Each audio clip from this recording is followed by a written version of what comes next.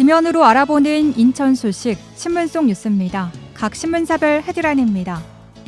먼저 중부일보는 강화군수 보궐선거에 출마한 국민의힘 박용철 후보가 지난 4월 총선에서 공직선거법을 위반한 혐의로 재판에 넘겨지면서 2주 앞으로 다가온 보선에 어떤 영향을 미칠지 관심이 모아지고 있다고 전했습니다. 기호일보는 인천시가 추진한 반려동물 테마파크 조성 사업이 연말을 3개월 앞두고도 구체적인 계획을 세우지 못해 사실상 해를 넘길 공산이 커졌다고 보도했습니다. 이 소식 잠시 후에 자세히 알아봅니다. 인천일보는 민선 8기 인천시 핵심 시책이 2040 인천도시 기본계획에 담겼는데 재물포 르네상스와 글로벌 톱10시티 등 굵직한 현안과 강화 경제자유구역 지정 등 원도심 활성화 방안 등이 인천 변화의 주축이 됐지만 수십 년째 방치된 송도 유원지 문제는 해결을 보지 못했다고 보도했습니다. 경인일보는 인천시가 전기차 화재 피해를 줄이기 위해 지역 아파트 등의 전기차 충전구역을 지상층에 설치하고 방화벽 차수판 등을 마련하도록 한층 강화된 건축 규정을 시행한다고 보도했습니다. 이 소식도 잠시 후에 자세히 알아봅니다.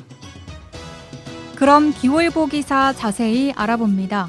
인천시에 따르면 올해 신규 등록한 반려동물 수는 16,950마리로 국내 17개 광역지자체 중 5위이지만 인천시의 반려동물 정책은 지지부진한 상황이며 시가 추진한 반려동물 테마파크 조성 사업은 지난 4월 기약 없이 보류됐고 아직까지 구체적인 사업 계획을 내놓지 못하고 있다고 보도했습니다.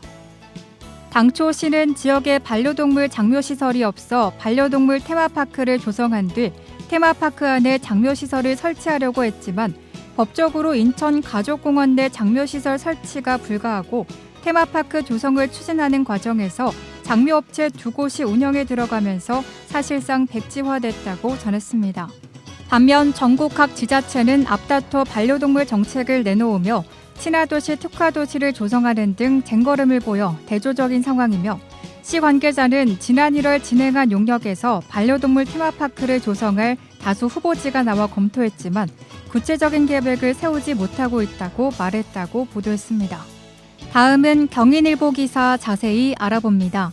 인천시는 지난달 30일 전기차 충전구역에 대한 설치 운영 방안을 명시한 인천시 건축위원회 심의 운영 기준 일부 개정안을 공고했다고 이를 밝혔으며 건축위원회는 인천시 건축조례에 따라 명시된 공동주택 다중이용 건축물 구조 안전 등을 심의한다고 보도했습니다.